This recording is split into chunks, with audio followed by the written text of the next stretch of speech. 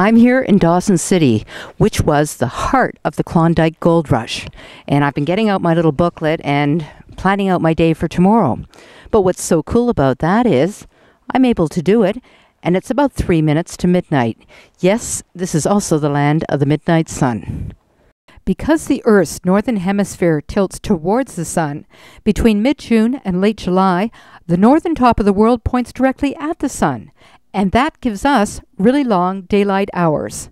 So when you visit places like Dawson City, you'll get 20 to 21 hours of sunlight in June and July, and the rest, it's a never-ending twilight.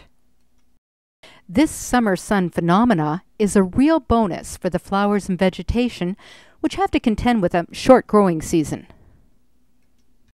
Back on June the 21st in 1899, a group of about 150 people from Dawson City climbed up a mountain beside town to experience the summer solstice with an eagle-eye view of the city. This was the first formal gathering to celebrate the midnight sun, and that lookout point became known as the Midnight Dome. Later, midnight church services were held here.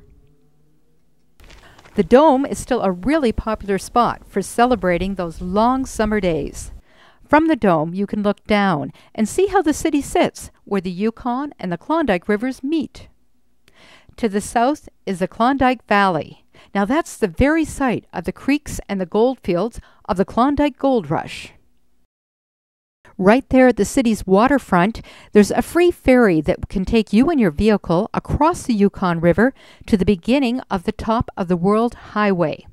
Follow the highway for 8 kilometers and you'll reach the top of the World Golf Course, where it's possible to actually tee off at midnight. Every summer, the midnight sun is celebrated around town in a variety of ways, including a summer solstice pub crawl, and runs, and a very special race.